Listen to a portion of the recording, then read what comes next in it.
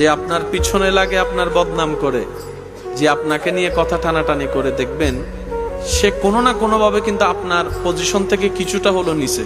আপনিও আমিও আমরা কোনো না কোনোভাবে যখন কারো বদনাম করি, অটোমেটিক তার পজিশনটা উপরে উঠে যায়, আমাদের পজিশনটা নিচে নেমে যায়। সেজন্য মুমিনরা কখনো গীবত বদনাম করে নিজেদের পজিশনকে নিচে করে না, বরং অন্যের জন্য দোয়া করে নিজেদের পজিশনটা আল্লাহর রহমতের দৃষ্টিতে আরো উপরে তুলে দেয়। বলেন সুবহানাল্লাহ।